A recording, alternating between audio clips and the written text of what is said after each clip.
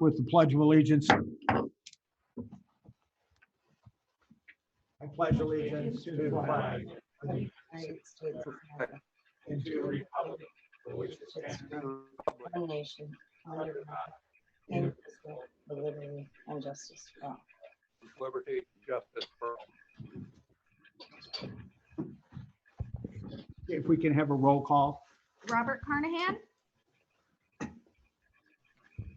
Robert Carnahan, are you there? did he not sign back in yet? Oh, no. Is he on there, Alex? No. All right, let me text him.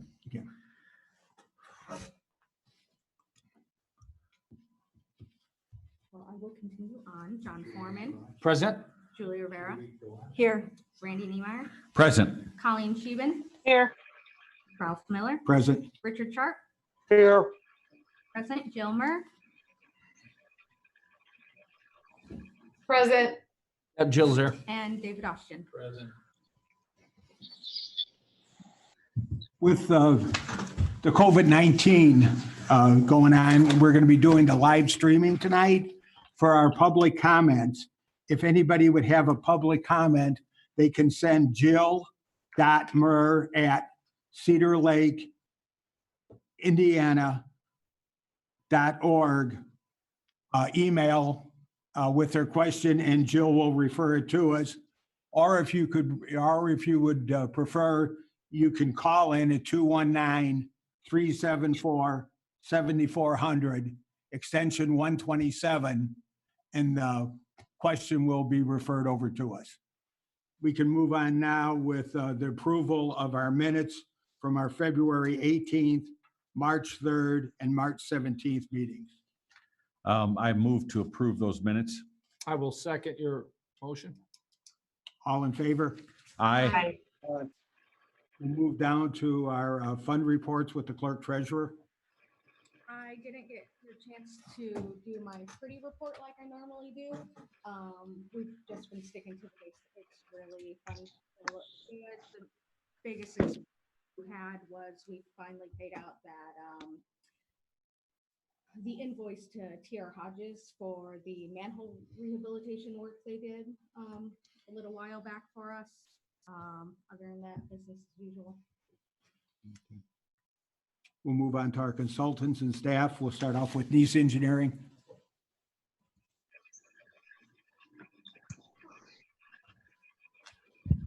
Good evening. We have reports on the West Side Sanitary Sewer Interceptor. We've submitted the permits from IDEM, CSX, and Lake County. And we received an email today that we will be receiving our IDEM permit within 2 to 3 weeks. They're working in a similar manner as you are, and they can't process those as quick as we'd like, but they are working to get us that approved. The CSX permit has been submitted at the end of February, and we're waiting on their response.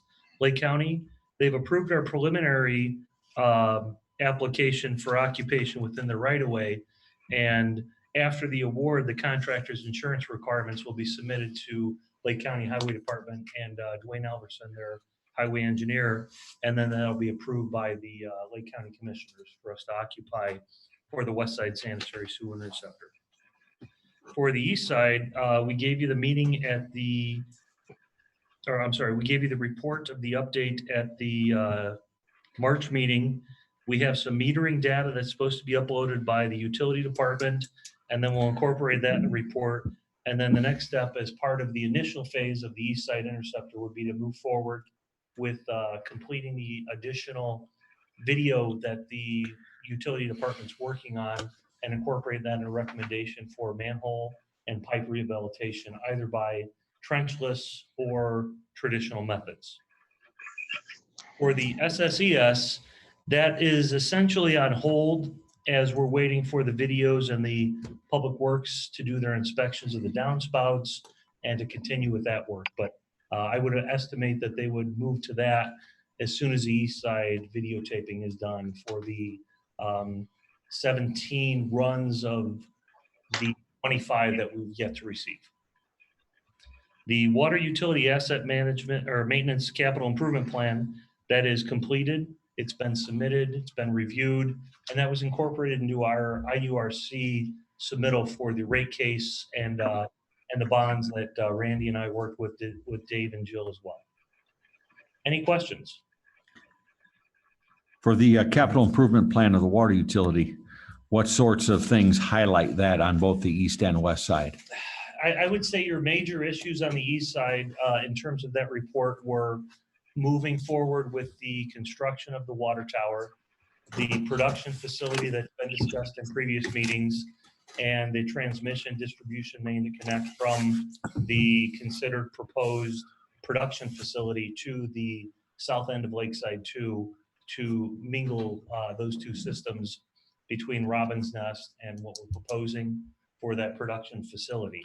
On the west side, really your major issue short-term is the Utopia replacement of the steel water mains. They are failing at a significant rate, and Public Works has been frankly doing a great job with the water department of making those replacements on an emergency basis, but we need a more coordinated effort in terms of replacing those mains, and it's a significant cost. Were they breaking from the road to the house or? They're along the actual mains. The services don't seem to be as significant, and those are the responsibility of the residents, but the actual steel mains that were installed back in the early 70s, they're just not holding up because nobody uses steel water mains. It's either cast iron or ductile, and they're much more resistive to corrosion. And I can't say anything that anyone did anything wrong in the past, but we have better practices in management today. And those water mains in Utopia specifically do need to be replaced, and we have a schedule for that. And there's a spreadsheet that's probably about this long and about this tall at 24 by 36, and it's substantial to be sure. Long term on the west side, you're looking at probably a million gallon storage, ground storage, additional production facilities, high service pumps to give you the ability to move forward with development in the future. And that's projected for 18 to 25 years, depending on development. East side water utility water tower, we have the results of the study of the soil borings. We do. When do we need to take official action on the location of that tower? The location of the tower is within the site. It's somewhat, I want to qualify this, it's somewhat irrelevant because we have the approved permit from IDEM to construct that tower that we just need to update when we're ready to construct it.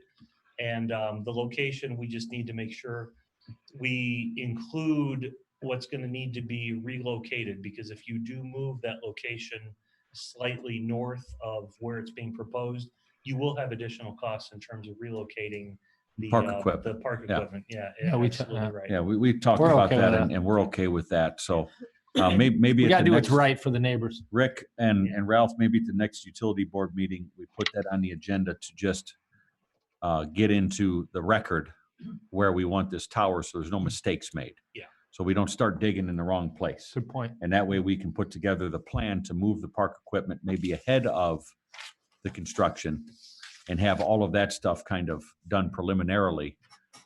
So there's really no disruption in the neighborhood. You could even consider working with the Lake County Community Economic Development Program to do that as a CDBG project, because from what I saw out there, without doing a full evaluation, you probably don't qualify with that existing park in terms of ADA compliance. Right. you Jill, can use Jill, that. Jill brought that up to Yeah, us. So and she's right on line. Yeah. Very good. Yeah, we had previously spoke about the next step of the West Side Interceptor, and we looked at some options, and that's going to be development dependent. But we are, again, still under budget in terms of the design work for Project One. And there's a couple options that you could look at to do initial survey to confirm what we determined with our data that we received from the surveyor's office in Lake County for the topography, what would be the most feasible route to get that going forward. And I think coordinating with potential developers in that area of how far north and how far west you're looking to go would be dependent on how much you want to look at on that project 2 of the West Side Interceptor. Very good. Do we have any other questions for Neil? Chairman, Yes, may I ask? yes. Neil, what is the time period for developing and completing specification for the West Side sewer? Before you answer, I want to repeat that because Dave's not on mic, so nobody can hear him. Sure. So what is the time period for development of or design of the West Side Interceptor Phase 2 or the specs? The specs for bids. The plans are completed. We got verbal from IDEM today and by email as well. I talked to the reviewer. The specifications are completed. The only thing remaining is the bid dates, pre-bid meeting, and the award dates. So we're looking to fill in just a few blanks within the specifications that are very project specific in terms of when you're looking to advertise an award. But I would say until we get the CSX permit in hand and we finalized all the acquisition, you may not want to set a specific Can you date. hear me now? We can. We got you, Bob. I was listening. I got one question for Neil. Yes, Bob. You talked about that pipe in Utopia. Is that the 8,500 feet that's in our water ordinance tonight, that it needs to be replaced from steel to ductile iron? I believe that would be correct. I've not seen that ordinance, but yes, we are replacing the existing steel line with ductile iron in the Utopia subdivision. All right. Hey, Neil, as part of kind of dovetailing off of Bob's question, wouldn't it be prudent for us to have an engagement agreement with you for that Utopia main replacement project? We could at some point. I think it would be, somewhat prudent to work with Tim and the utility department, decide how much of the water department they want to focus on Mhm.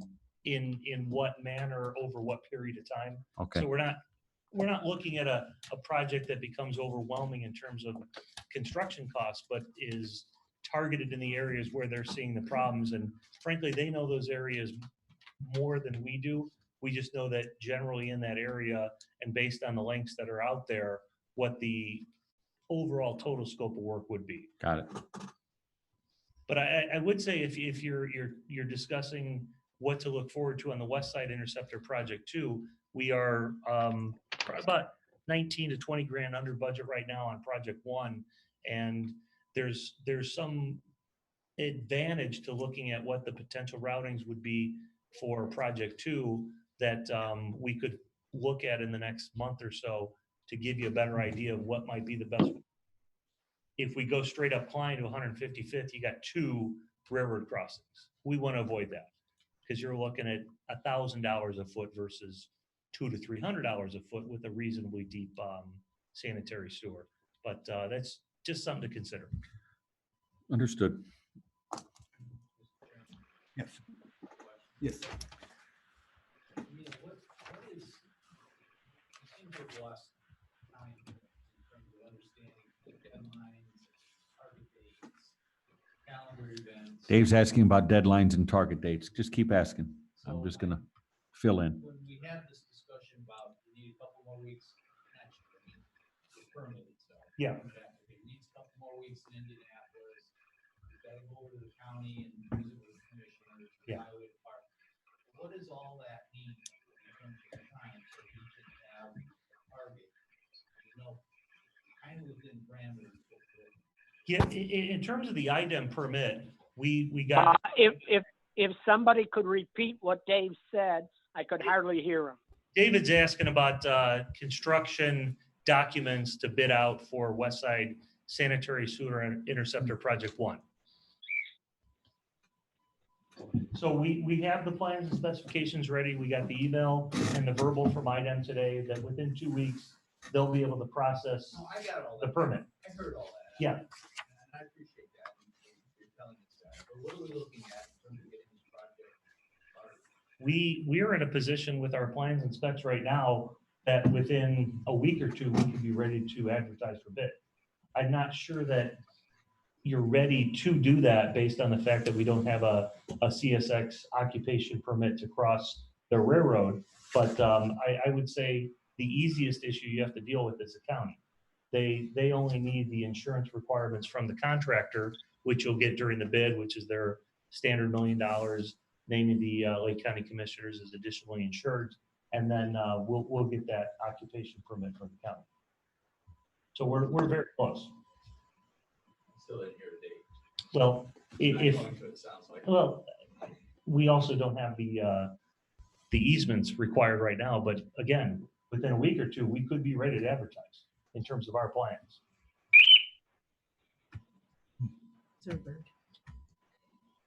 Parrot in somebody's house. Stricken from the record. Mr. President, Get, Hey, Jill's got a question.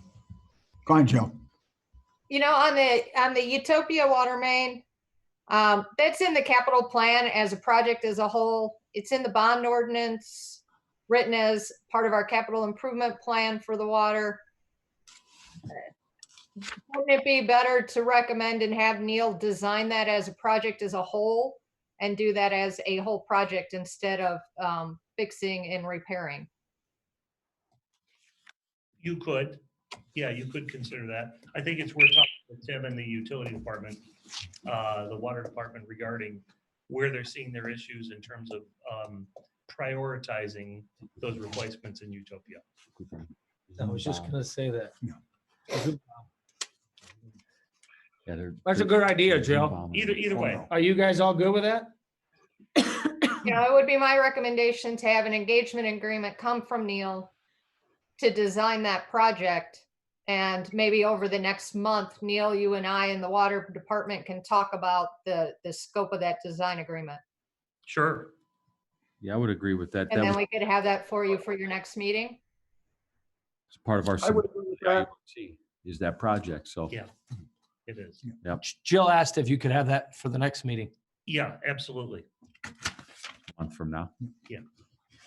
He said yes, Jill. Thank you. He said yes. Can you believe it? Woo-hoo! Yeah, and on the west side, if we're able to get that information from the proposed developers on where they're looking for service to be, that definitely gives us additional information on how far you want to go with the extension of Project 2 of the West Side Interceptor.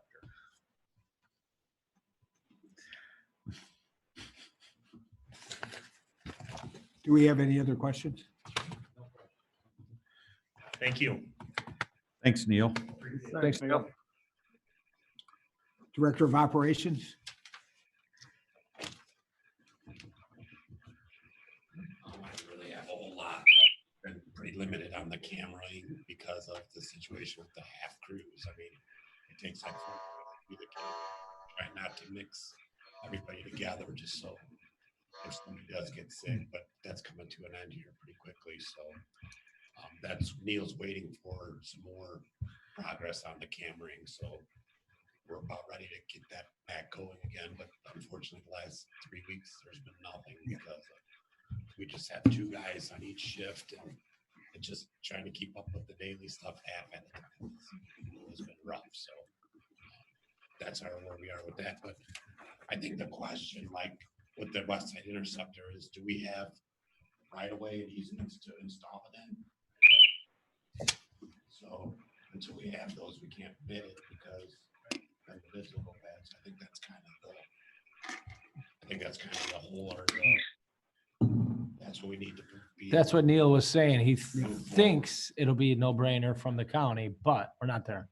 But if we have an easement, it's where we need them. Then It's a couple weeks, right, from what you said, until we have that plan finalized so we can actually go and pursue the easements, correct? The easiest part of this process is the occupation of the Lake County right of way.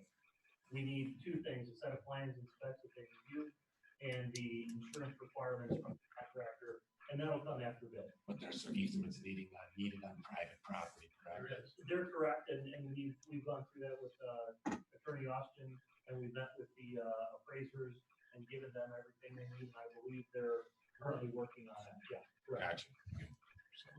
And then as far as water main upgrades, we're working with the Summer Winds Commercial to get those water mains in that area changed as a part of their project. So we're locating, figuring out what could be upgraded and done Good. in that area. So that way we'll at least be, to. We got a chunk of it done then. It will be two, Yeah. right? So if we can get a little piece from the Elmwood property to just across the Elmwood property, we'd basically be all the way to 41 would be all new. So that's awesome. Awesome. We're actually getting some of those places upgraded and fixed at the heart of the system, which will make a Beautiful. huge difference. So we've been working with those guys to get that done. So other than that, we're just, it's about all we have going on at the moment. Tim, while you're up there, Ralph, I have a question for Tim. The gal that owns the house at 125th and Parish, where we put the new lift station in on the east side, she had asked, because the contractor was kind of tore up the yard and everything. I told her that most likely we'll fix it. It's just that we've been on COVID-19 shifts. So is that a correct assessment? As soon as it dries up, we're gonna get Okay. that cleaned up, and we got a few places like that it's just not been. Yeah. We haven't had a chance to really. Yeah, I figured as much. And Every time it just starts to dry out, it rains again. And she was questioning if that was all an easement. I had Neil look, and the town owned that 50-foot by 50-foot Right. piece of property. So Yeah, that's out of the we did question. get a little bit off there, so. Okay. We'll get it all straightened up. though here. Very good. I'll let her know. Thank you. Is that your bird? Who's Birdhouse? No idea. Who's got the bird? I do. Oh, Oh, I was wondering what that is. It a you could parrot or hit something? mute, Bob. You could hit mute if you want to, and we won't hear your bird. That bird's loud, Bob. That's loud on our ears. That bird's loud, Bob. Thank you. Be quiet, bird. That's the entertaining thing about a Zoom meeting is Yeah. you get just kind of this little picture of life involved in things where it's just, it kind of changes the tone a little bit. Town Pretty cool. administrator? Jill? There we go. Hey, I just wanted to report that, and this will tie into the JMOB. Craig and I have not caught up yet, obviously, to reschedule that meeting, so we're still working on it. Judy has sent over some of the numbers for March, which have been forwarded to Sue Hayes for preliminary review. We are still waiting on the McMahon report to be coming through. So those items that we usually have seen by now are kind of in limbo. So those will be coming out.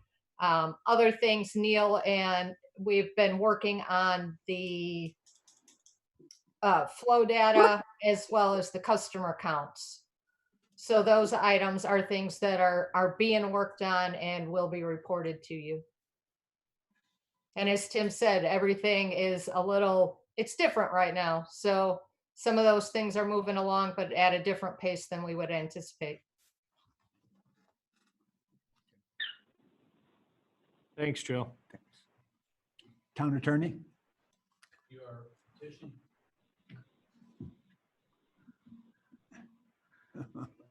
I'm going to yell at you all night, Dave, about talking into that mic. It's on. Your petition has been filed with the Indiana Utility Regulatory Commission for the water rates that we are seeking related to all the stuff we've talked about tonight and more. Please remember, it's a 13.81% overall across the board increase in rates that are proposed by this filing. There are more and less. It's not an even across the board. It's more and less depending upon where you are and what your gallonage is. But that process has begun. We're on task and on time. There's been a revised timetable. Given the 300-day time period that we work with on these type petitions under administrative law, sometime next February, by next February, we should be done. So the journey between here and there is fraught with everything, but it is what it is. And hopefully by that time, we have some economic momentum built up again that doesn't make some of this as hard to think about. And Jill's talked about the JMOB, and our next one is our easement agreement. What do we have? That easement agreement is the easement agreement. Oh, you could go ahead, David, because I was going to refer it to you being there. Was drafted by David. It's the easement agreement for the water main going up to Birchwood from 129th. A Schilling entity owned the property, which was the connector for the water main. They've executed the proposed water main easement, and you need to, in a public meeting, accept the grant of easement that has been made. This is in furtherance of everything we've talked about. Please remember, and some of you might, back when the 129th Avenue water main project happened, it stopped at Burdan's. Right? And we all talked about what would happen one day when it went north and west. That's right. We're It's, here. it's north and west. So does that need to be considered on this agenda tonight as an action item? It should be, and it is, I believe it's on the town council agenda likewise. It is. It Oh. is, it's actually, the execution of the document would be by the president of the utility board and the president of the town council. Ralph, I'd like to make a motion to approve the easement agreement as presented. Do we have a second? I would like to second that. Can I do an all in favor? Or do Yeah. we need a roll? No. call? all in favor. All in favor of? Aye. Aye. Any opposed? Thank you. I said, Who seconded that motion? John. All right. Bird did, Bob. Hey, there's somebody else. There's somebody else with birds. Bob, what's your bird's name? Is it Pretty Bird? I feel like I'm in a birdhouse at the Brookfield Zoo right now. No, somebody else has birds. Mine isn't chirping. Does somebody else have birds? I don't have a bird, no. I don't have any birds. I got a I've bird got for a you. wife, but no bird. I got a bird for you. I don't know where that chirping's coming from, but it's not from my bird. let me move on to, we have public comment next. I just checked my phone. I did not get any. Did anybody else get anybody making a wanting to make a public comment? We have not received any emails nor voicemails during the utility board meeting. Our next meeting will be Tuesday, May the 19th at 6:30.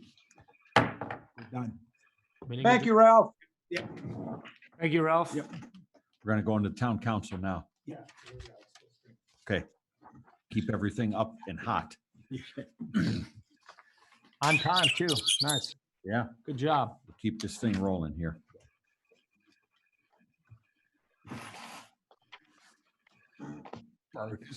It's something else, man. I'm having I wonder if somebody's listening in on us with those other birds. That's Free Bird.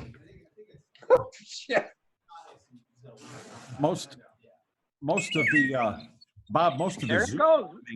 and That's hacking not that's been from- going on involves porno. That's crazy.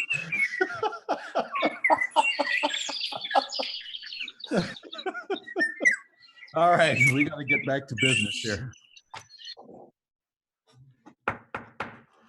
This meeting is called to order. This is a town council public meeting for April 21st, 2020. We already said the pledge at the beginning of the utility board. I'd like to start tonight with a moment of silence, and then I will read the meeting disclaimer that we have to go through, and then we'll start. So a moment of silence and silent prayer for the future of this country, please.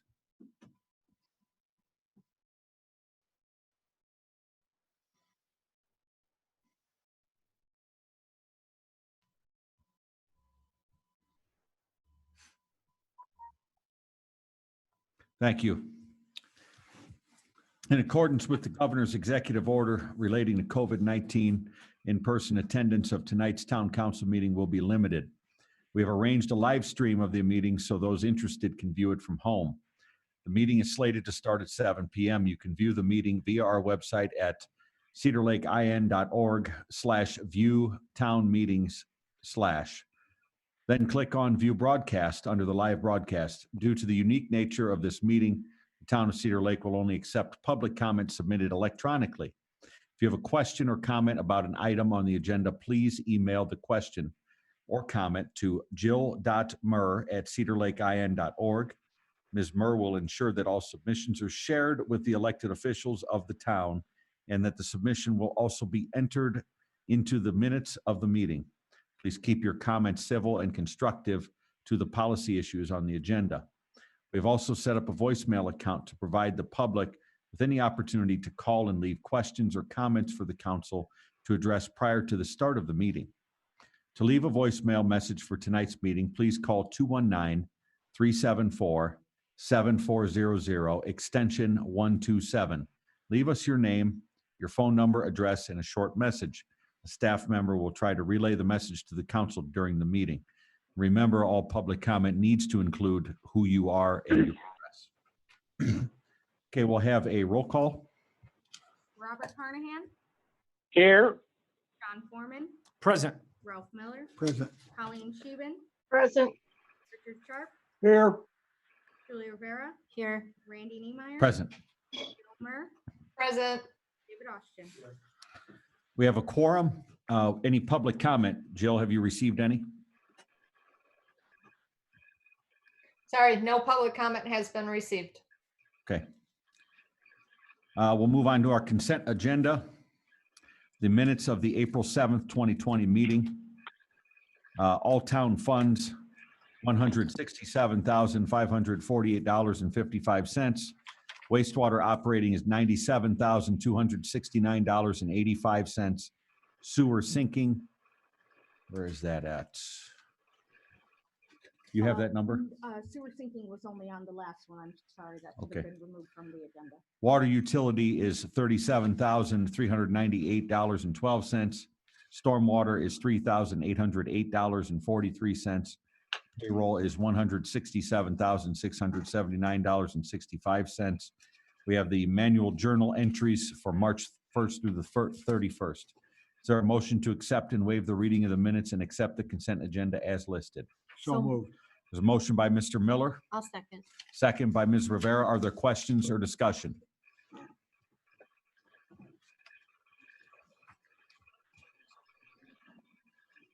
Roll call vote, please. Robert Carnahan, Yes. John Foreman, Yes. Ralph Miller. Yes. Colleen Scheeben, Yes. Richard Sharp, Yes. Julia Rivera, Yes. Randy Niemeyer. Yes, carries 7-0. Ordinances and resolutions, ordinance number 1351, the Waterworks Bond Ordinance. Ms. Rivera, by its title only, please.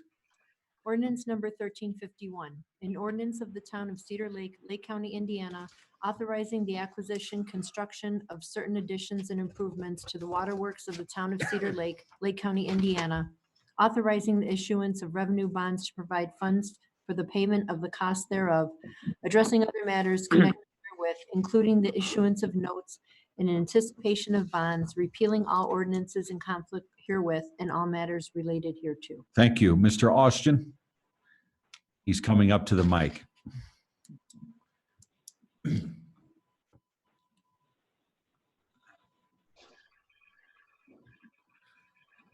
Members of the council, this item is on your agenda tonight, consistent with all of the actions that have occurred and have been occurring related to your water utility. This is a water bond, revenue bond authorization ordinance. It authorizes the floating or solicitation and closing of bonds up to $5 million in an interest rate not to exceed 6%. Now that's the real skinny on it, but this is the document that permits the game plan that is part of the capital improvement projects, part of the debt service that is anticipated, that is being applied for to the Indiana Utility Regulatory Commission, and is the funding for the improvements to the water utility east and west sides that have been talked about and worked on and prepared for quite a long time. This goes hand in glove with that. It's been built into the rates that have been requested of the Indiana Utility Regulatory Commission, and it's ready for your consideration if you are ready. If this happens to gain unanimous support, would it be prudent to wait another meeting, or could it be a second reading tonight? It would be your attorneys and consultants' request that you would consider on 2 readings tonight. that's possible. Okay, thank you. I have some questions. Go for it, Bob. Did you? All right, Dave, did you prepare this ordinance? I did. I co-authored it with our bond counsel.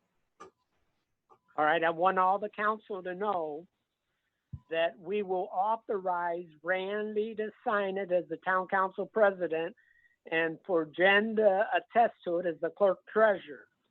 So I want everybody to know that all of us are responsible for the passage of this, even though we're going to have the town council president sign it.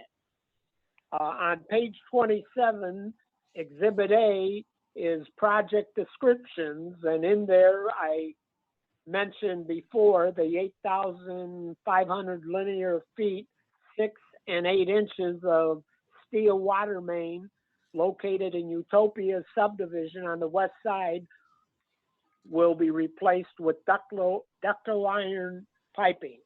So I was right on what I said there. And this next question will probably go to Jen, and I'm not sure. There was in there 2009, 2010, 2010B. Do we still have those bonds? Yes. Yes? She said yes. All right.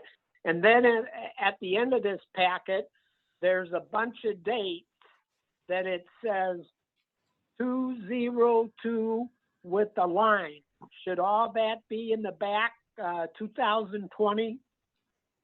That's what that implies, I would assume, Bob. That's page B4, everybody. Yeah, Now, I'm there's, talking way at the back, it kind of lists all kinds of dates in here. yeah, there's several instances like that where the zero's not filled in. Yeah, that's on page 29. And that's probably on And that's purpose. because the Purposefully. bonds may not be issued until 2021 or Right. Or 2022. they may be issued in a series, and there may Right. be bonds now, Yeah. and bonds then, Series A Right, and B, right. if you will. Yeah, there could be several issuances, Bob. That's why it's left open. And then on page 30, there's no dollar amount in there. Because we don't know that, correct? Correct. This is a not to exceed $5 million. Right. And the clerk treasurer is going to basically be responsible for this ordinance, and she has the right to hire consultants and attorney to deal with this, according to what I read in there.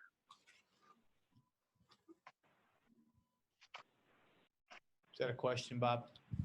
Yes. Well, she could be independent and do that, and then you'd have 3 sets of lawyers and consultants and the like. So I trust that a bit of common sense will apply here.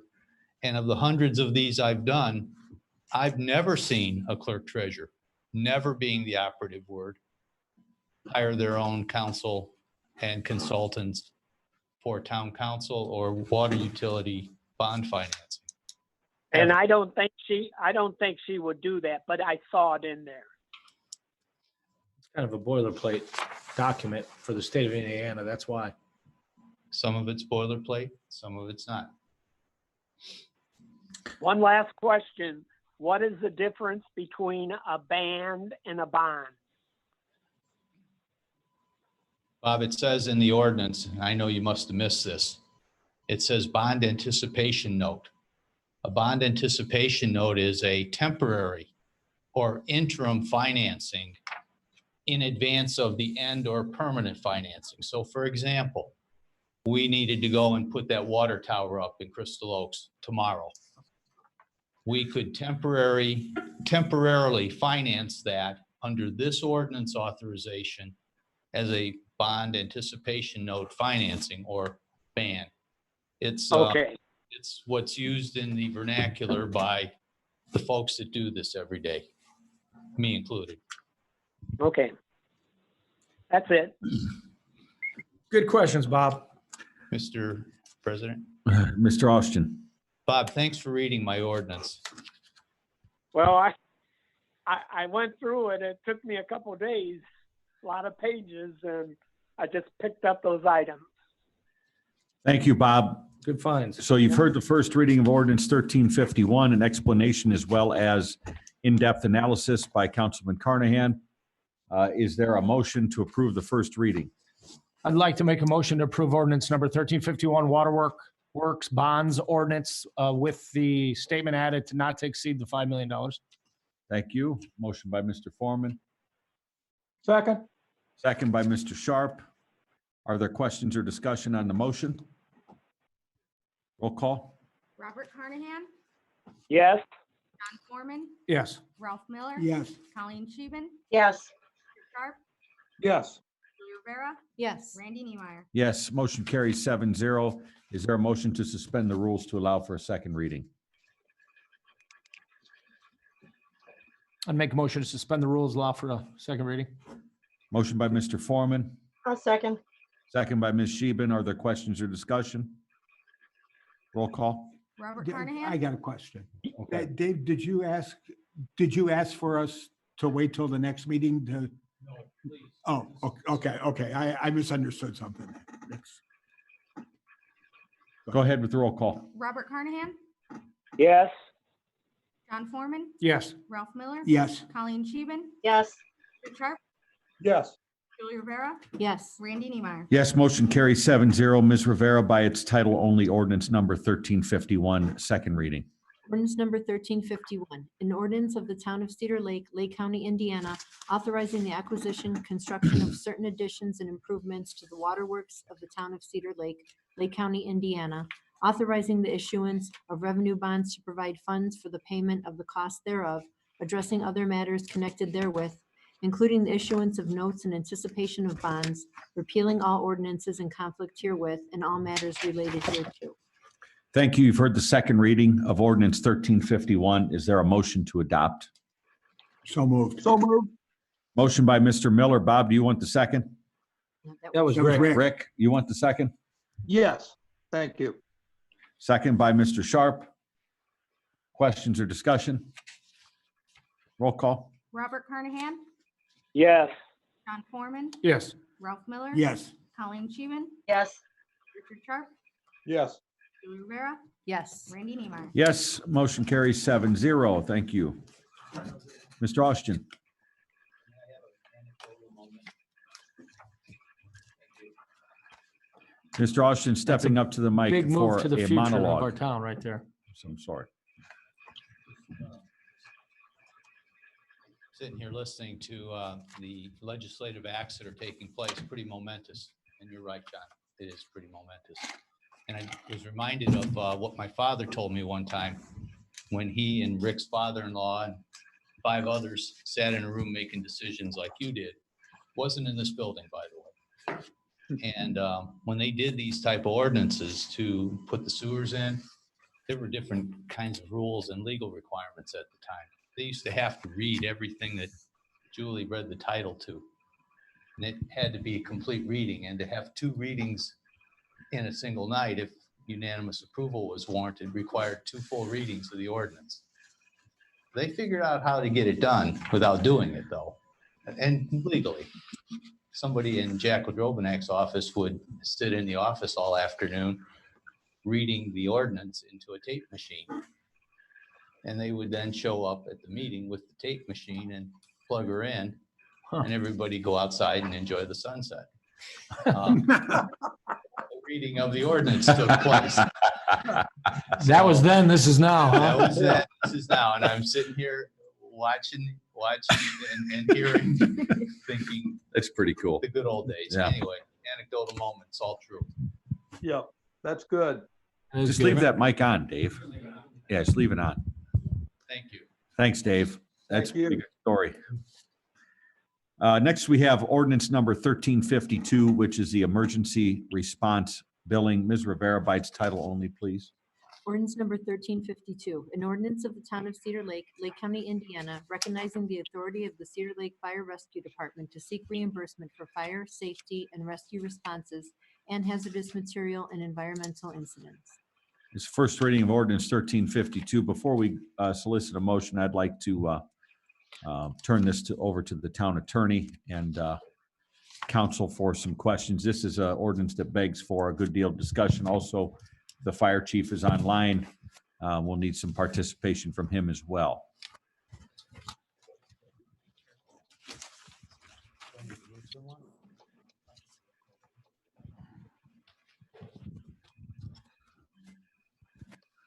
I'm sorry, they want me at the dais. Good thing you combed your hair tonight. Do you have questions or do you want me to? So my question is first of all, have you reviewed the ordinance? Intimately, Okay, and this is not an ordinance that you drafted? not by a long shot. Okay. And as you reviewed the ordinances, what are some of the things that you see in there that are potentially problematic? Well, I did an extensive review. Again, this is the second or third time I've seen this ordinance. I received a copy of an ordinance that had Cedar Lake put on it in the town, came from somewhere. It also was presented to me with current signatures of this town council. And I know it hadn't been discussed here. I visited with your financial advisor about this, so I didn't come to this meeting looking like an idiot. And the recalcitrant one or the obstacle. But both Sue Hayes and I called this the blank check regulations ordinance. There are so many things with this. I don't know just what detail you want me to go into, but let me start at the top and you'll see kind of what I'm talking Can about. I interject for a second here?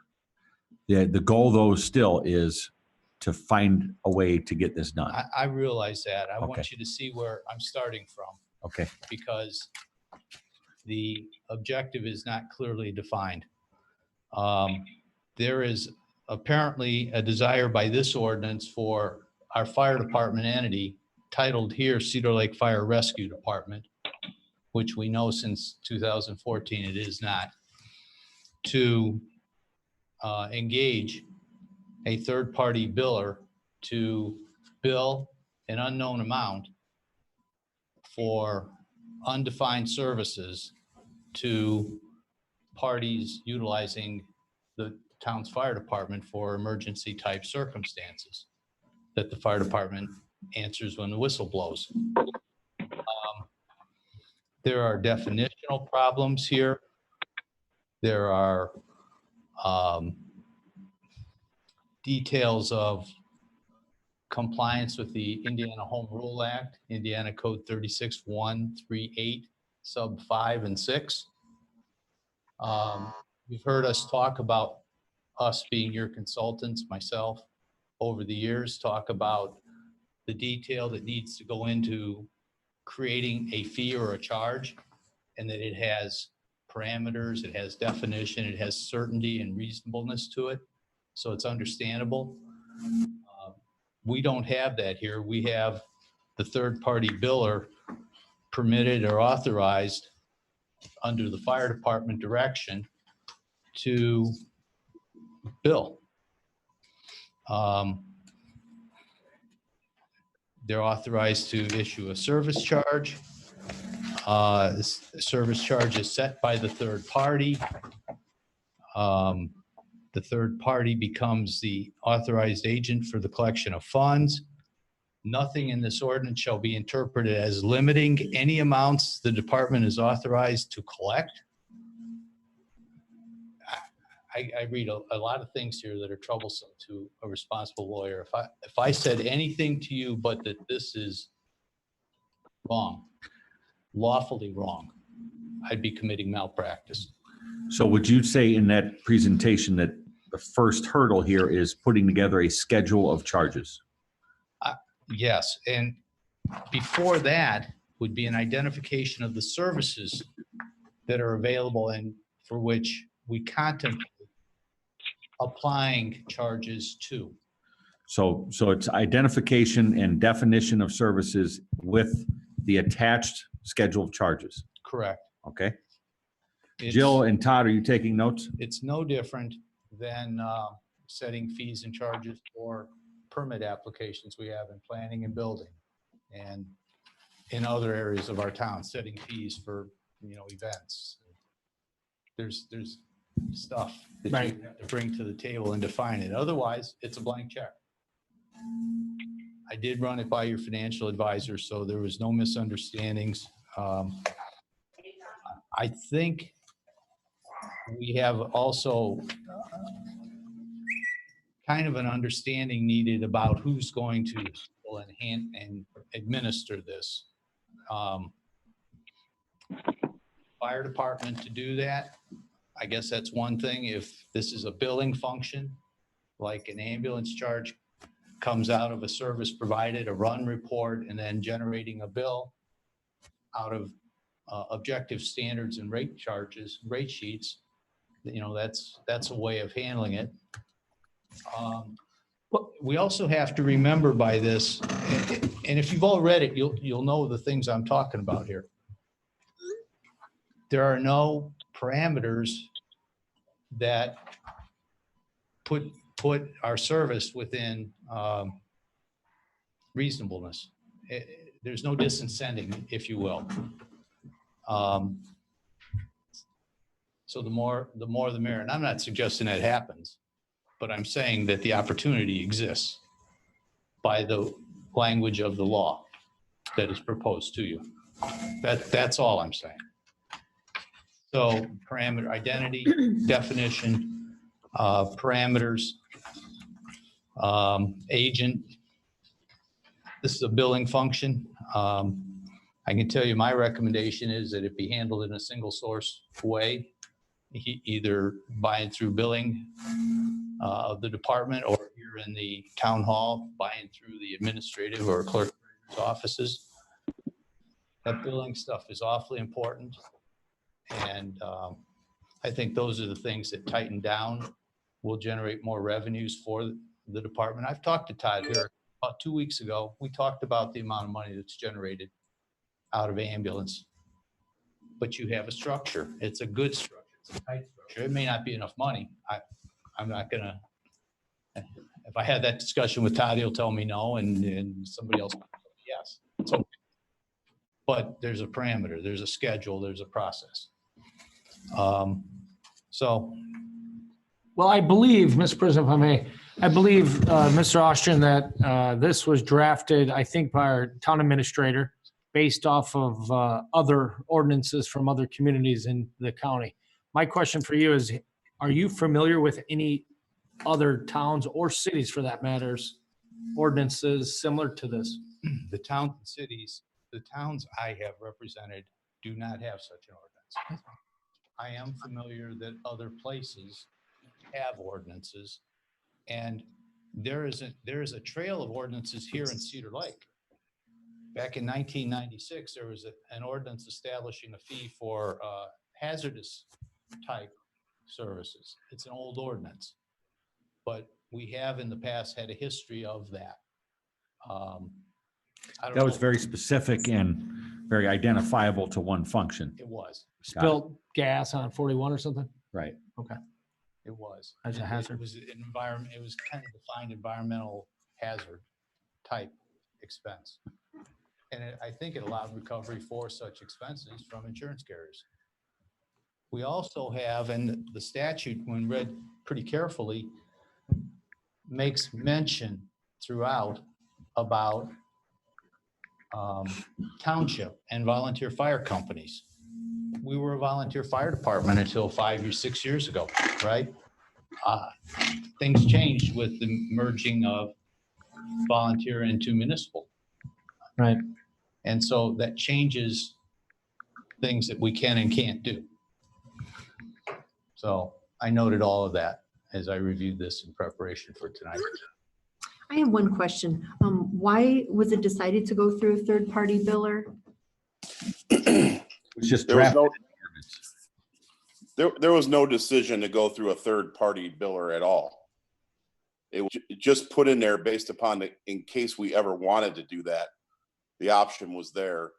This is Craw Point's ordinance, pretty much verbatim, and Maryville's ordinance.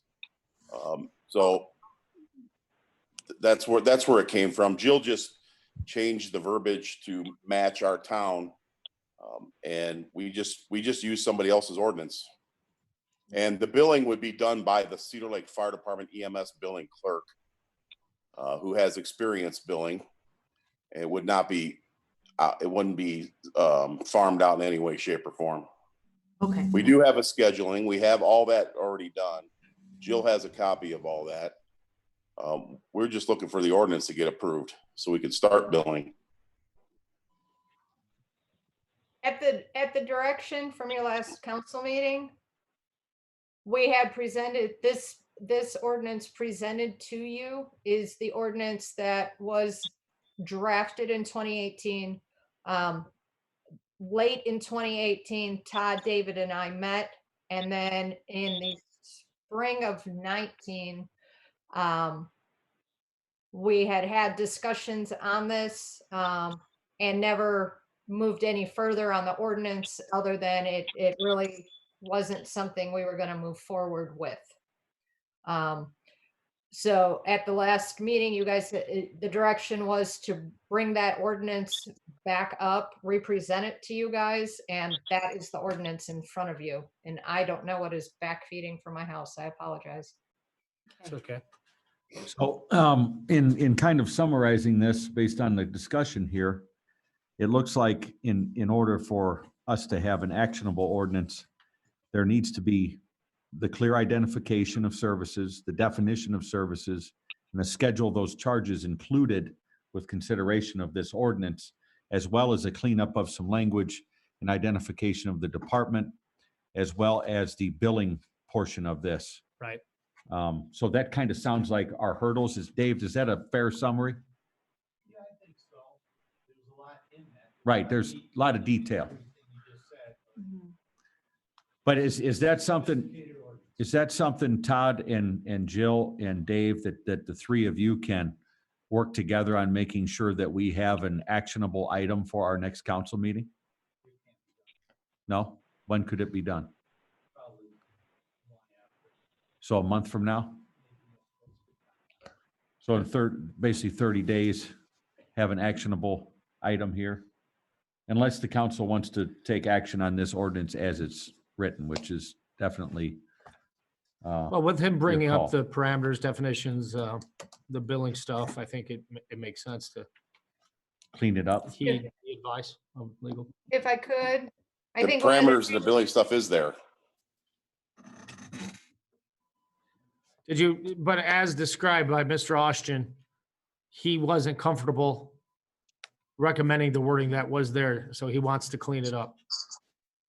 Well, I understand the ordinance part of it. He doesn't have a copy of the scheduled billing part of it. That was designed by Jill and I. We were looking for the ordinance to get approved. That's all. And in the past, And the schedule of charges and identification of services, where were those numbers derived from? Where'd you get them from? I got them from Crown Point Fire Department that use their numbers And where did Crown Point get them from? Do you know? from billing service company that they use. Okay. I'm just And trying which to kind w- of backtrack. in which we talked to as well. ESBC is the name of the company. Mhm. And we felt because we have our own billing clerk that we could do it ourselves, and it's very easy. So we just took their billing schedule and just utilized it. I remember last time we passed an ambulance billing ordinance, the schedule of charges were included in the ordinance. So maybe even for this one, we really need to have that schedule of charges and definition of services for it, because whenever we've had billing ordinances, it's always included that information. Was it supposed to be in here, Jill? Do you know? No, the direction at your last council meeting was to recirculate the ordinance as we had circulated it previously. So I followed that direction. Well, obviously, we're gonna need. And that was our starting point for communication. I'd like to make a motion, I guess, to defer this to 2 meetings from now, potentially, Be for the second meeting of May. second meeting of May. There's a motion by Mr. Foreman for deferral to the second meeting of May. I'll second. Second by Ms. Sheben. Are there questions or discussion on the motion? Yeah, I'd like to just keep our foot on the pedal, Yeah. and try to get the wording, cleaned up as soon as possible. Jill, Dave, and Todd, if all of you can work on committing some time to this in the next 30 days, so we do have an actionable item, whether it's by Zoom meetings or teleconference. The goal of the council, Todd, is definitely to get this thing taken care of so there's a better revenue stream for the fire department. So we wish this to not be delayed any more than it has to be. So if we could get that on a priority, that would be great. No problem. Okay. Todd, thank you, Jill. Mr. Austin? I'm going to circulate my comments to you all. Great. Dave said he's going to circulate his comments to us. Awesome. So you can see what a lawyer assessment is. That would be, Can we get those, can we get comments also? We know what to work on. yeah, Todd, that'll be circulated. And Dave, can you make sure that Todd is copied on that as well? Okay, we just got to make some sausage here and do this the right way. And that way we can put this thing behind us and have another revenue stream for the department. Okay, there's been a motion and second to defer. Any other questions or discussion? Roll call vote. Robert Carnahan, Yes. John Foreman, Yes. Ralph Miller. Yes. Colleen Scheeben, Yes. Richard Sharp, Yes. Julie Rivera, Yes. Randy Niemeyer. Yes, motion carries 7-0 for deferral. Next item is ordinance 1353, Public Safety Board Establishment, which we actually do not have a draft of that ordinance yet. I don't, correct. I've kept it on the agenda for a reason, is so that it can be a discussion item. Sure. And that way, if there's some input from anyone on the council or our fire chief or our police chief, they can offer us that here in a public meeting as kind of a way to make sure we're directing the ordinance being drafted the right way. So with that being said, Todd or Bill, I'll defer to either of you first. What do you want to talk about? I mean, are we looking at, we're looking at adding a 5-person board now, right? Is that what we're kind of trying to do, or? Kind of rolling in, our 3 police commissioners into a new board by adding a couple of people and make it a public safety board, which some years ago, towns did not have the ability to create a public safety board for anything but ceremonial. But now I believe they do have some statutory authority. Is that correct, Dave? Can you talk in the mic, please? I'm sorry. I don't You like might to want to have you, just keep the mic by you. have you get up and down. There's not a but- whole lot of public meetings. Oh, I see. There has been a bit of change in how towns are able to expand their Board of Metropolitan Police Commissioners into a safety board. That's a bit of sausage making still also though. So you can't just take one and plug name and change names given those circumstances. But 3 to 5 makes sense. It's what makes it work for purposes of the numbers as contemplated by the statute for Board of Safety for cities. That's how that works in some size cities. But it has some detail. So the Do ordinance, towns have it? they do. I drafted the Sherrville ordinance in 2008. About 12-page ordinance that. And that was incorporates- prior to the statutory change, wasn't it? It was. Yeah. It was. So, So we're okay with being able to. and do it. they've operated there since 2008 without a snag.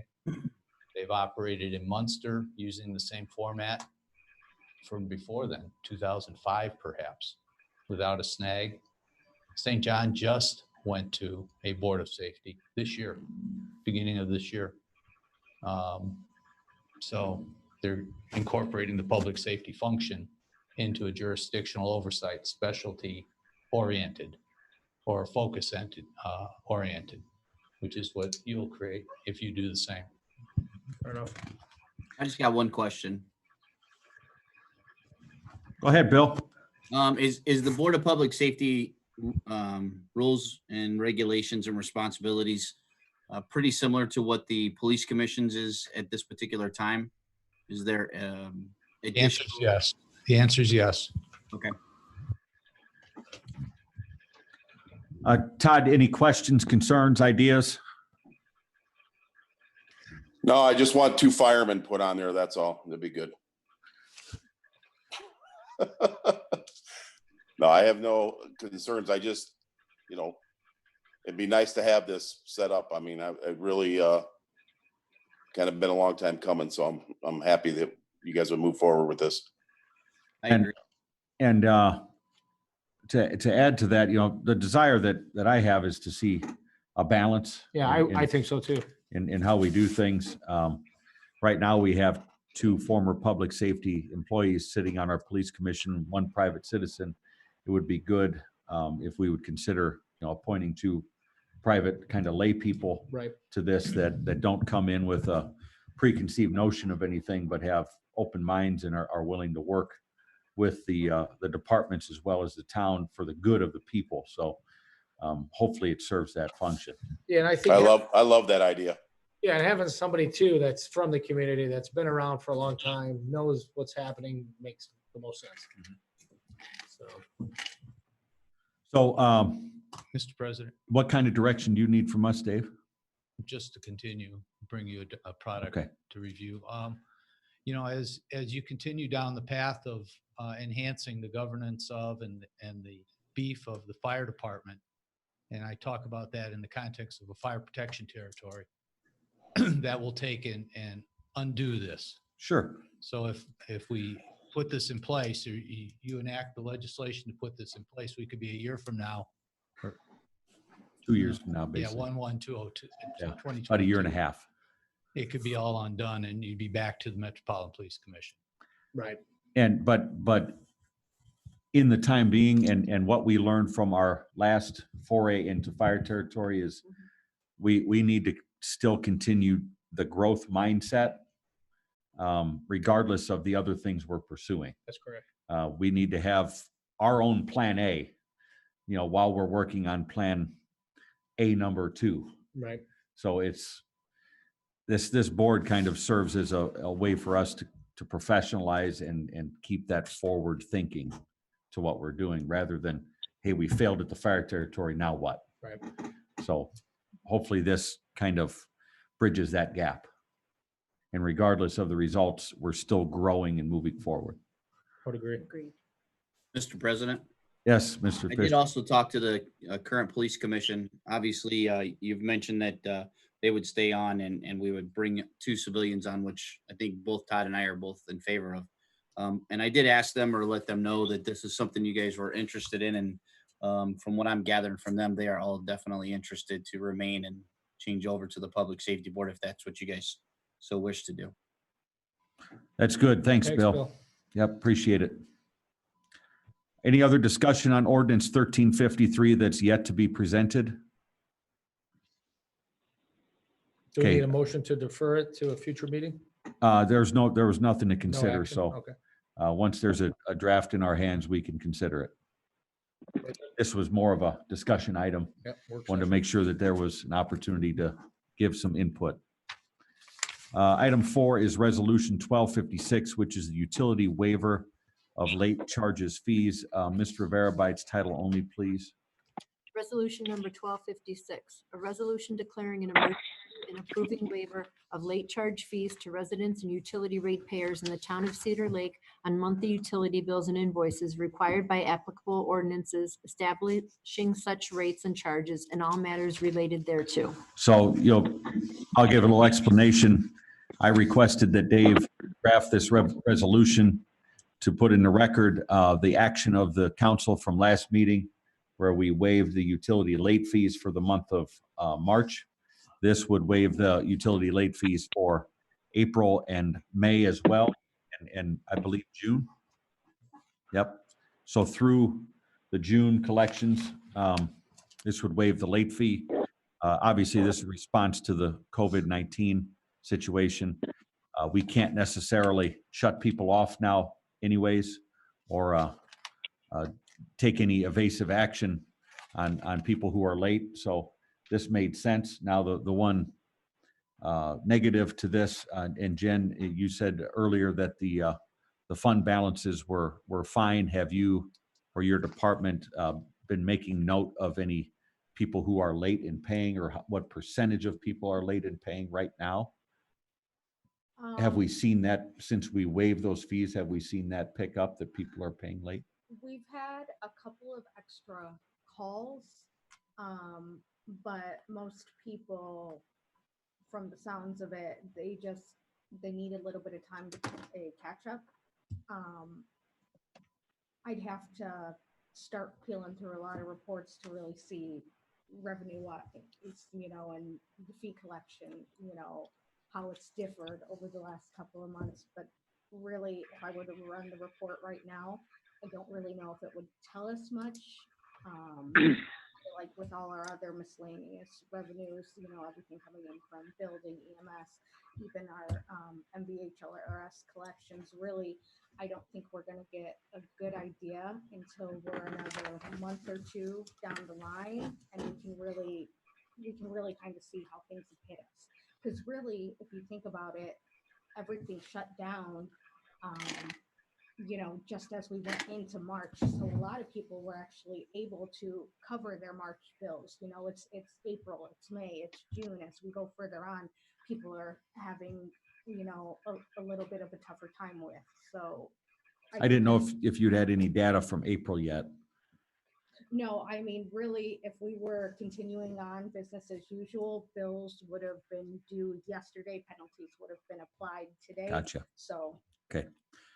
Is that something that within our software framework that you have the ability to do, is to kind of track that data to give us an idea really of our revenue reduction? Because I think it's going to be important to track that if people aren't paying their bills because of this, that is going to be a hit on our cash flow. We can pull a billing summary, Okay. and we can compare it to the last few months. We can look at what we collected March of 2019. That would be helpful. We can play with it. It'll take us some time to pull and play with it, but we can play with it. Okay, thank you. You've heard resolution 1256. Bob, you have a question?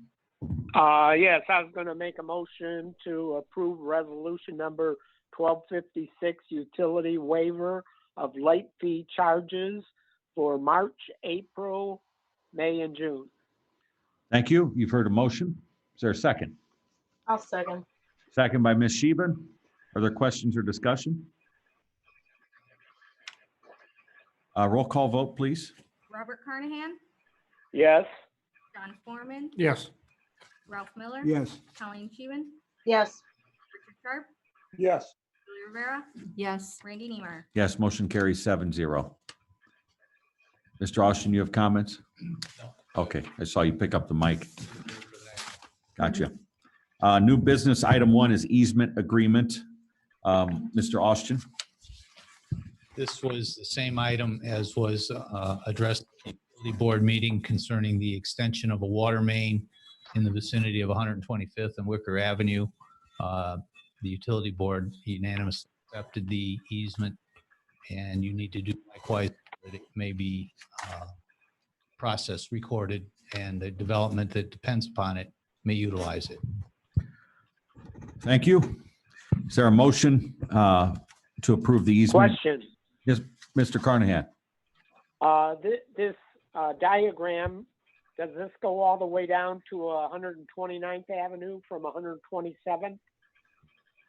The easement that is before you does not go all the way down there. It covers the gap distance between the Schilling parcel and the parcel that connects the water main.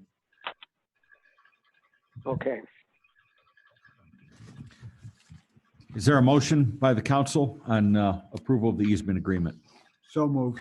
Motion by Mr. Miller, I'll second. second by Ms. Rivera. Are there questions or discussion? Nope. Roll call? Robert Carnahan, Yes. John Foreman, Yes. Ralph Miller. Yes. Colleen Scheven, Yes. Richard Sharp, Yes. Julie Rivera, Yes. Randy Neiman. Yes, motion carries 7-0. Item- Bob, there's maps in the agreement that you can look at in the exhibits.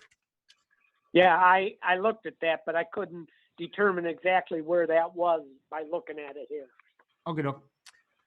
Next item is CCMG, that I believe will be what, Community Crossings Matching Grant 2020-1. Ms. Murr? That is your NDOT Community Crossing Matching Grant Contract?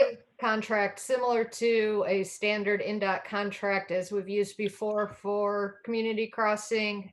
David was provided a copy of the grant agreement. The grant agreement is for $671,489.32, which is half of the projected construction cost project.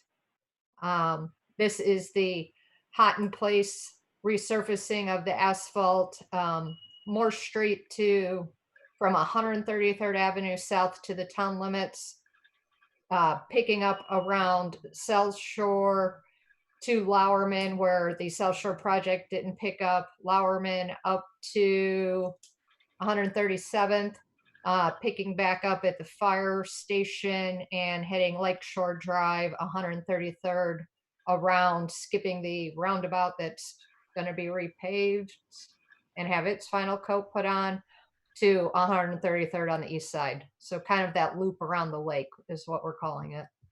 Awesome. And that list is found on page 60 of our packet, attachment A. Yes, thank you, Bob. So I have a question. Given the current circumstances with revenue streams, one of those, I'm sure that would be MVH is impacted right now with a lot lower gas usage in the state of Indiana as well as across the country, as reflected by oil closing yesterday Negative. at negative $8 plus. It's crazy. Have we identified our ability to meet the terms of this grant and match it, even if our MVH takes what's probably going to be a pretty significant hit? Yes, because actually some of the funds for this project were identified out of TIF, being that this is part of the TIF district. There are the other MVH restricted funds, which will also cover part of this. And this doesn't have the same NDOT requirements that a NDOT project where we have that 80-20 match, similar to the roundabout, have. So construction inspection costs are lower, engineering costs are lower. Total project, we're looking at 1.4 million. So coming up with the 700,000, those funds have been identified. Some of this will include stormwater. So those other various fundings. Now looking out on future projects, we may need to, projects that we thought we were going to have cash on hand, we may need to be more conservative on. And as we were talking about the bond bank and involving our financial advisors looking at that. So I think, Jill, even looking at TIF revenues and with the potential delays, well, most likely people are going to be delayed in paying their property taxes at least by a couple of months, if not longer. And depending upon the penalties that are charged or not charged, depending on how long this goes, we could see a severe reduction in property tax collections this year, which would affect the TIF revenue stream as well. correct. That's why looking out, this is one of them. I think we had set some reserves aside Okay. in the financial planning that Jen actually presents to the RDC when we have our monthly meetings. Okay, I appreciate And it. some of the expenses we have already incurred as far as engineering goes. The plans are pretty much ready to go to bid. So this is something that's already been kind of in the queue for just over a year. Okay, thank you. Thank you, Joe. You're welcome. Is there a motion on the Community Crossings Matching Grant 2020-1? So moved. That motion to approve, Bob? Yes. Motion by Mr. Carnahan, I'll second. second. second by Mr. Miller. Questions or discussion? Roll call. Robert Carnahan, Yes. John Foreman. Yes. Ralph Miller. Yes. Colleen Scheeben, Yes, Richard Sharp, Yes. Julie Rivera, Yes. Randy Neemeyer. Yes, motion carries 7-0. Item 3 is American Structure Point Change Order Number 4, R-35975. Ms. Murr?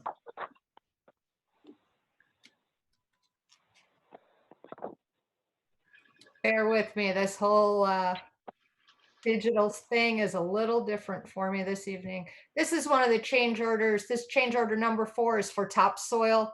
This is participating with NDOT. One of the items we had reported back with the previous change orders was that this one would be forthcoming, covering that change. We tried to use what soils we were able to use. This change order amount is $14,760, of which 80% of that is covered by NDOT. We'll pay that additional 20%. Some of that you'll see come from the reduction in cost by having that road closed. It's our recommendation you approve this change order. And what is that final amount, Jill? 14,760? Yes. Yes, but 20% of that is what the town would wind up paying. This will be a balancing item at the end when they close out the construction project. Yeah, I'm doing now. 28,000. 28,000? 2,800. For 20. Yeah. Holy smokes, Ralph. 29. 2952? Yeah. Okay. I was doing it in my head, 28. All right, so we have American Structure Point Change Order Number 4, which would be, the town's amount would be $2,952 on that. Is there a motion? So moved. Motion by Ms. Rivera, Second. second by Mr. Sharp. Are there questions or discussion? Roll call. Robert Carnahan, Yes. John Foreman. Yes. Ralph Miller. Yes. Colleen Scheeben, yes, Richard Sharp, Yes. Julie Rivera, Yes. Randy Neemeyer. Yes, motion carries 7-0. Item 4 is operations during COVID-19 emergency and all matters related. Ms. Murr.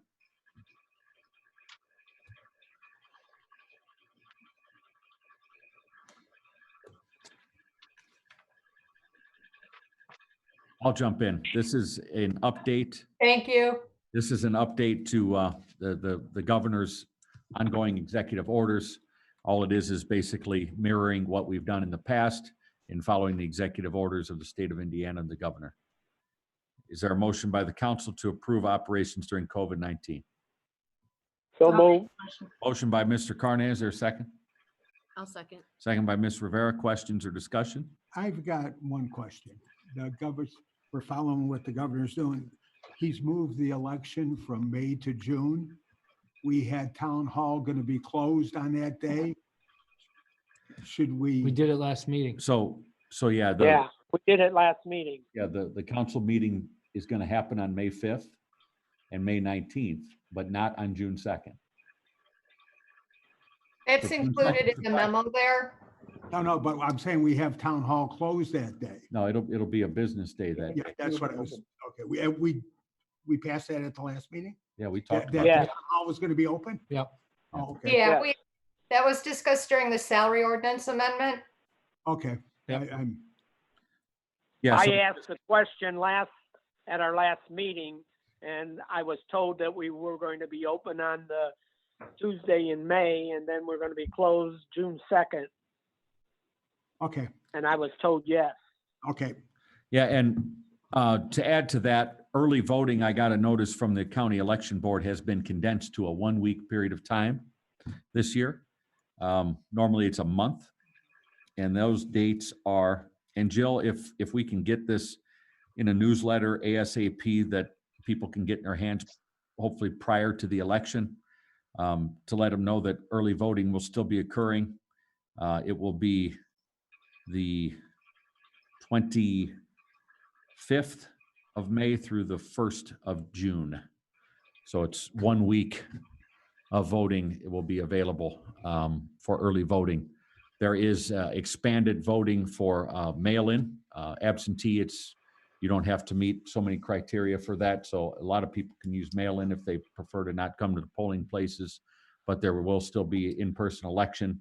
We're all working diligently to get enough people hired to fill the polling positions. So I still have 4 open spots that I'm attempting to fill, but we will have an election on June 2nd. Very good. Mr. President, I wanted to bring up one thing at the beginning of town council, so whenever you move to So that. we haven't done the vote yet on Oh, yeah, item because we 4. haven't. Yep, sorry about that. Is there a roll call vote, please? Robert Carnahan, Yes. John Foreman. Yes. Ralph Miller. Yes. Colleen Scheeben, Yes. Richard Sharp, Yes.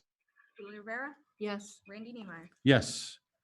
Motion carries 7-0. We go to our reports, town council, Mr. Foreman. Yeah, last meeting, we had a pretty lengthy discussion on fire department, et cetera, and some of the full-timers, part-timers, what have you. I'd like to try to do something. I spoke to Jen, and Jen, if you could maybe, I know we don't have the JoJo's Corner property officially sold and all this, that, and another.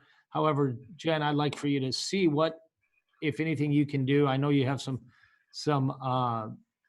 issues with, tax collections and gas taxes are decreasing, et cetera, some of the things that Randy brought up. But I mean, if there's something that we could do, I like to just kind of keep that on the front burner.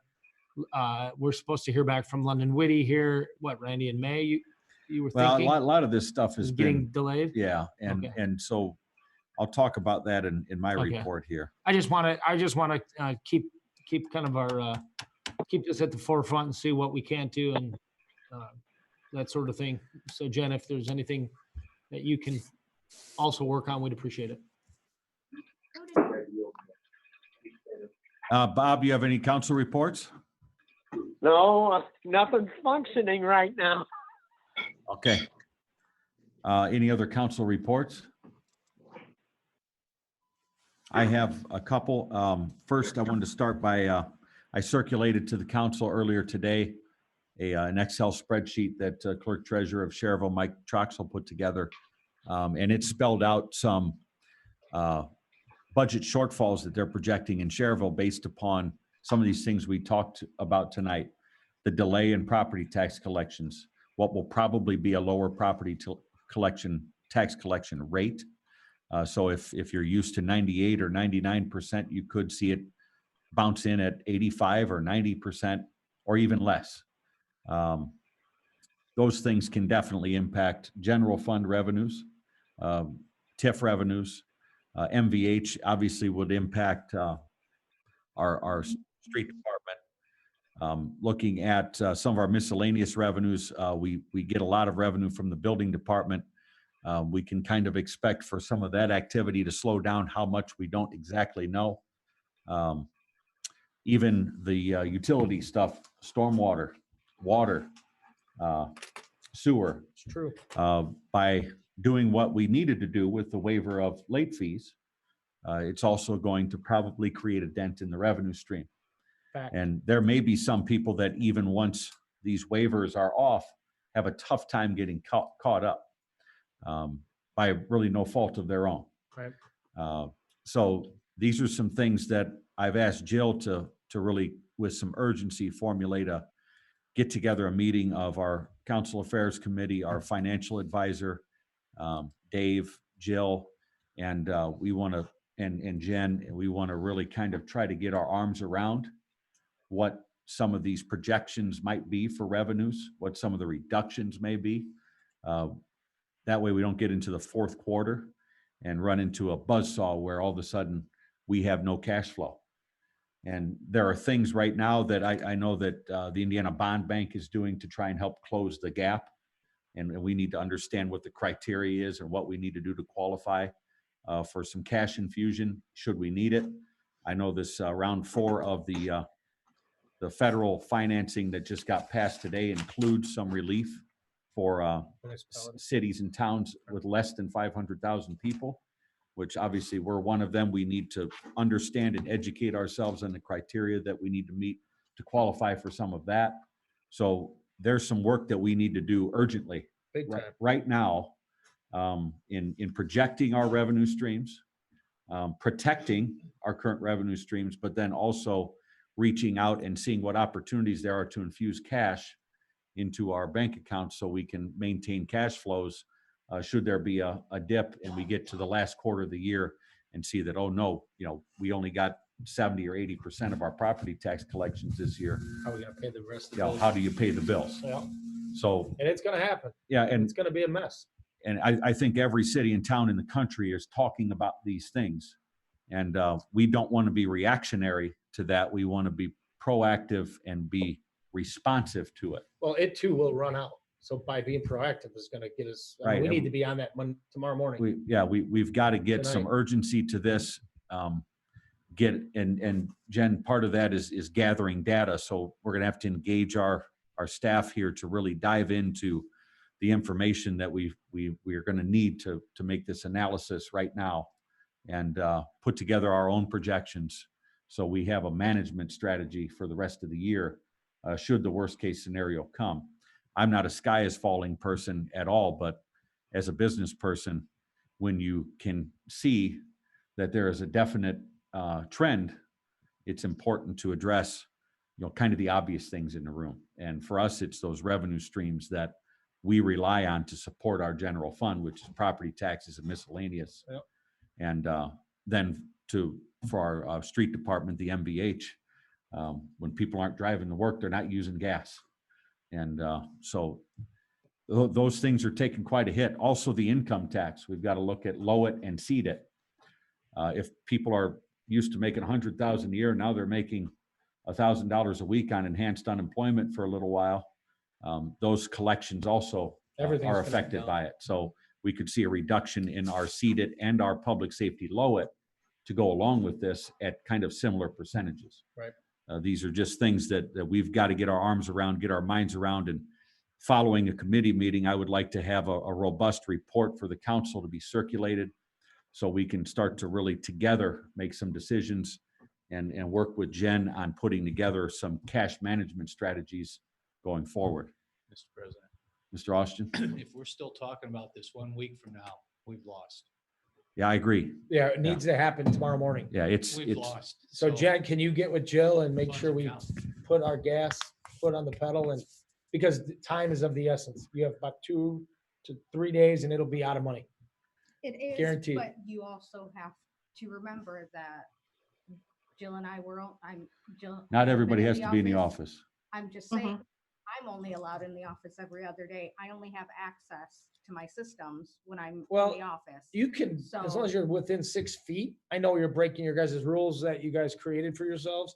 You can wear a mask and you can wear gloves. Yeah, I would say There's you're ways to do allowed it. in your office anytime you want. You're the clerk treasurer. And there's, Just saying the way As long we as went there's- with stuff, that's. yeah. But this is pretty important for our leadership team to be engaged in on a daily basis to get the data Yeah.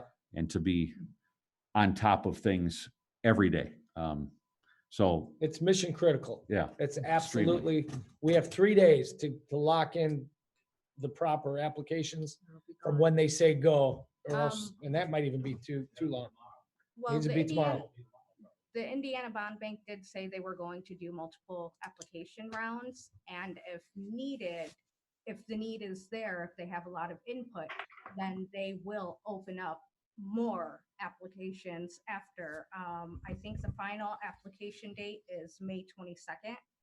That would be for receiving funds. Randy's in talking about the new July. PPP program though, that just got Well, passed today, I yeah, think. well, no, it's Right? not a PPP. It's not a paycheck No, but protection it's- program. It's a new stimulus package, about 500 billion, and portion of it is 300, some is PPP and the rest goes to some of what it's you're saying. parceled out to hospitals, some of it's parceled out to government entities, state governments, local governments. So there's limited boxes in there. And you're right, there's a portion of it, a good portion, about half of it, to extend the PPP program. So we've got a little window here to work in. And what I learned from myself applying for the triple P for my business was, if you're not on the spot, you're out. I mean, I had my office manager on a Friday afternoon, she had left, and I found out there was some loose ends not tied up. She ended up staying until after 9 o'clock at night to finish this stuff. And then on Saturday, my bank was working with their full staff on Saturday. Yeah. On a day they normally don't work until 7 o'clock at night to get all the stuff submitted to the SBA.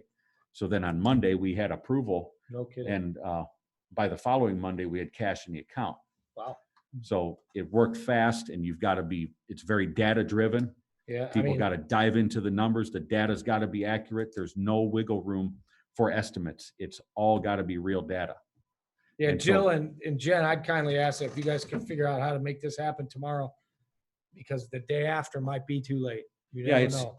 we've got to get our team together and have that first conversation, even if it's a conference call, and get the strategy laid out, and get our professionals engaged and get people working. Mr. President and Council, I already have an email out to our financial advisors, hoping to get something scheduled first thing in the morning. So when they get in the office in the morning, they will see that. Awesome. Jen will coordinate. Okay. Yeah, Yeah, I'm trying to look at the dollar amount now, or if they're saying the deadline or when you can start, but I'm not seeing it. So yeah, please follow up with them. Yeah, so one other report that I have is, want to kind of talk in general about, the current situation. And we hear a lot on the news every day about, flattening the curve. And what I'm seeing right now in the countryside where I work with farmers is we're on the verge, if we don't open this economy soon, of seeing a collapse in our food supply. All we have to do is go back to 1920s Germany, after the Treaty of Versailles was signed, and harsh sanctions were placed on Germany at the time, and the people were starving, which gave rise to the power of a guy named Hitler. Dictators love food shortages. And one of the things we need to be cognizant of in this country, I believe, is our food supply. And our food supply depends on a good economy to support the marketplace. And I spoke with Tony Ferraro, the regional director of Senator Mike Brown's office today, about the missed opportunities that we have right now in protecting our agricultural sector. And that would be, we have massive processing capacity that's right now going unused because of the lack of restaurant and food service activity. And that capacity could be used by the United States government by contracting with processors to process the excess agricultural products. That's not just dairy, that's produce, that's meat, that's everything. And put a USA stamp on them like we used to 40 years ago. And instead of sending $500 million to a dictator in Africa so they can build another palace, we can send food aid and supply our food banks in this country as well as the entire world. Because right now, the production that's happening in agriculture is the same production that meets the demand of our residents every day, as well as the food that's exported around the world. The unfortunate thing is on the processing side, they can't change from making 40-pound blocks of cheddar to 1-pound packages without about a eight-figure investment in a processing plant. Absolutely. So there's a missed opportunity here, but a lot of it comes down to the fear that people have. You look at the math of this whole thing, and I've done a lot of research on it, and I'm definitely not a doctor or a scientist, but math is a great science. And looking at some statistics from the United Nations about death rates. In the United States, our death rate has increased from 2014 to now by 1 person per 10,000 every year since 2014, including 2020. And that's with the coronavirus.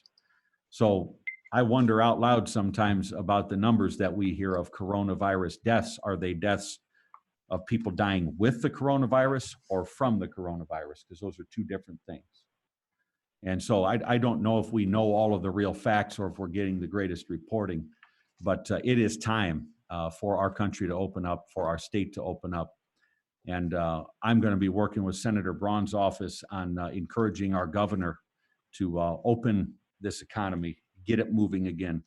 We're getting to critical mass in very important parts of our economy, which include agriculture. And if we lose portions of our agricultural sector, people in this country have never seen unrest until they go to the grocery store and said, you have a ration.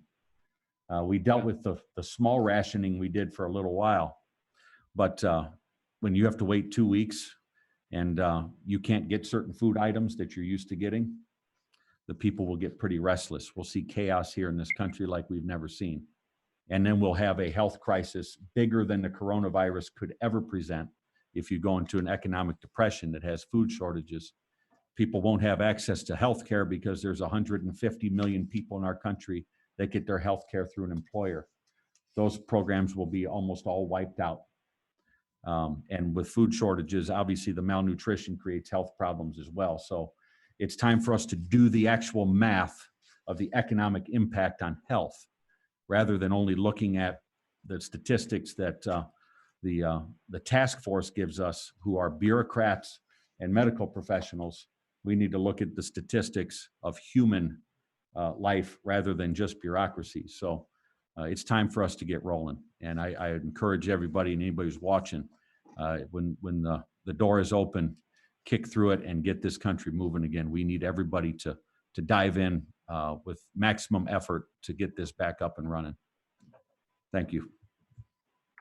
Any other council reports? Town attorney? Clerk treasurer? Just continuing on. Town administrator?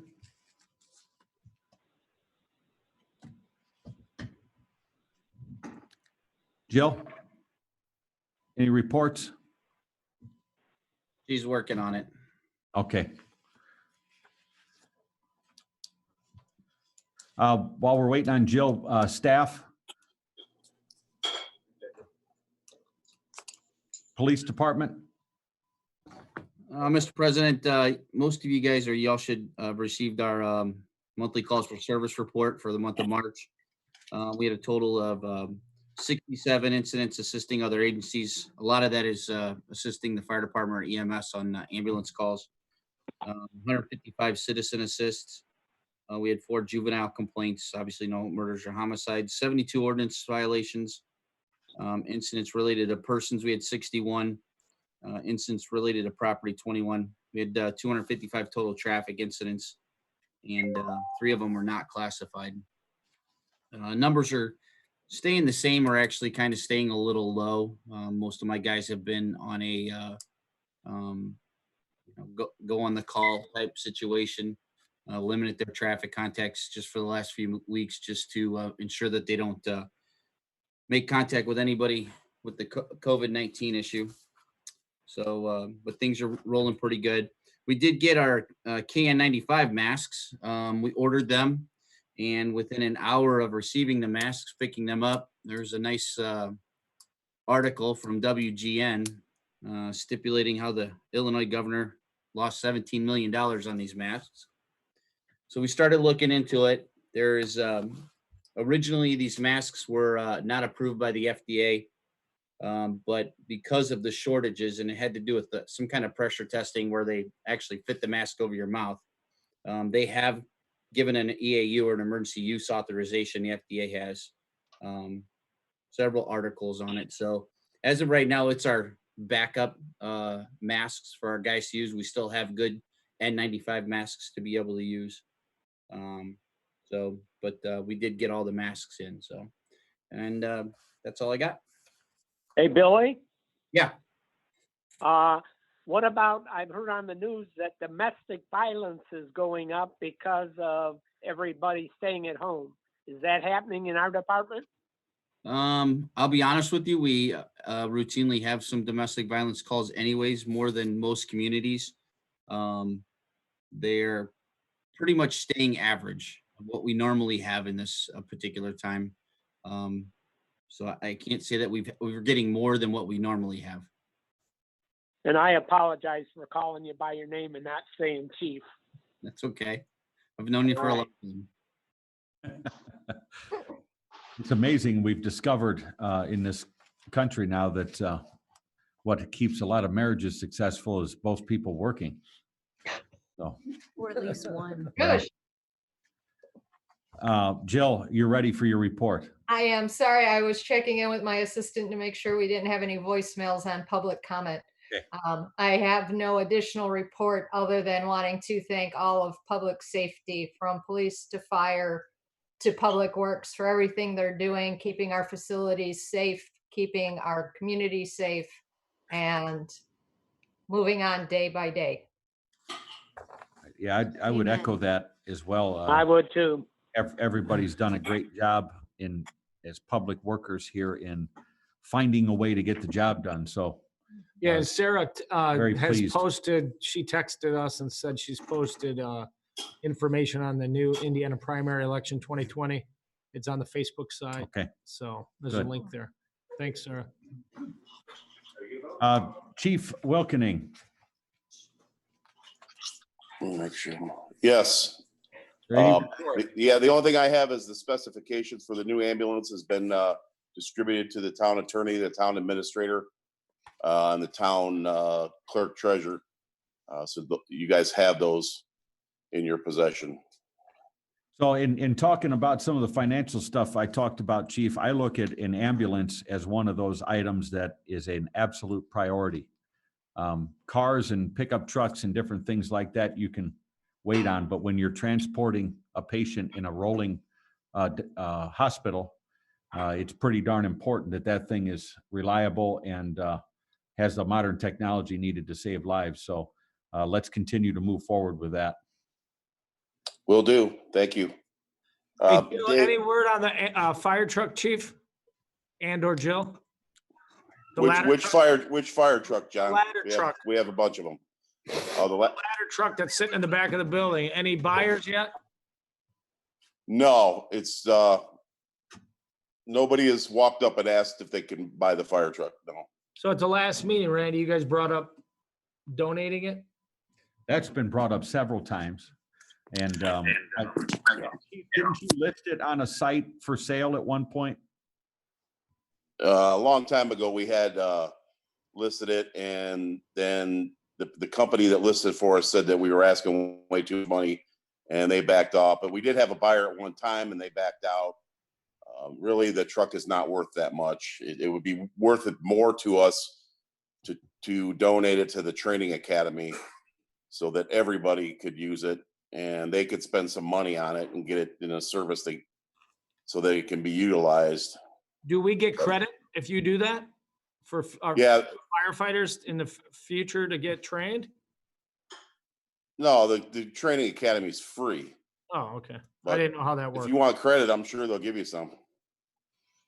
No, I don't want credit. I want money. Hey, St. John has a town truck parked out on 41 in our town. What if we just park it out on 41? You think you're getting nibbles? Go for it. Bill, you got the keys? If you'd like to manage that, Councilman, go right ahead. For the next council agenda, could we prepare an agenda item for the donation of that truck to the academy? So I think can we should. Absolutely. get it out of here. Get it off the, Yes. Thank you. We have item B under fire department is hydrant fee. That's something we discussed, Todd, in the public safety committee meeting. Dave has been doing a copious amount of homework on that in consulting with our financial advisor on how to administer something like that. So I can tell you there's conversations happening. There's some work being done behind the scenes to get some more information and educate ourselves. So we should have a report on that soon, Todd. Awesome. Thanks. I have a question for you, Chief Todd. Yes, Can you hear Councilman. me? Yes, I All can right. hear you. I followed a number of things on Facebook where you went around with the Easter Bunny and got nothing but compliments after compliments after compliments for you doing that. And also, when you went in Havenwood, I watched the truck as it drove down the road, and they've done an excellent job in there of crack sealing their roads. something that we need to do a better job of, and I know Tim said we probably need to contract that out, and we would extend the life of our roads in the town if we did that to a better job. And I commend, Havenwood takes care of their own roads, so they're doing a good job. Yeah, I appreciate the acknowledgement. The police department also helped with that project with the Easter Bunny. We did get a lot of good feedback, so it was a joint effort between police and fire. Most of the people thought it was the fire department, but I know Well, you had the ambulance and the police and them out there, but Right, it was the fire department that was live streaming it. That's why yeah. I thought it was mostly us, but we had police officers with us the whole time, even out in the township. So it was really, really nice, and it was really well recepted. Yeah. I just wanted to thank you for that. No problem. Thank you, Chief. Public comment. Jill, is there any public comment? We have not received any public comment via voicemail or email at this time. Okay. Our next. I just have one question. What's that, Bill? I just have one question for you. Yes, sir. On the previous meetings, we had talked about moving forward. I know Todd had talked about moving forward with the ambulance, but that we were going to start to try to get some bids towards cars. And I know that you just said that we don't know what our money's going to be based on the COVID issue. Are we still wanting to start looking towards it, in case we do get the revenue that we're expecting, so that we know what our costs are going to be, so that we can replace cars, as well as the single fire truck, I think, that we're getting as well. It still wouldn't until July or August. It's always productive, Bill, to be prepared. So I'd say always put together specifications, have everything ready. I think the thing that we're trying to determine is obviously if there's a reduction in property tax collection, that affects your CCD as well. So right. All of those things need to be discovered, but definitely be prepared. We don't want to be sitting here and discover, okay, we were able to get some cash flow infusions and we can utilize it for those purposes and not be ready to move forward with it. So I would continue on the path. All right, sounds good. Anything else? Anyone? No, sir. Okay, our next council public meeting will be Tuesday, May 5th at 7 p.m. Thank you again, everyone. Be safe, take care of each other, social distance, do whatever you have to do, but let's get back to work. This meeting's adjourned.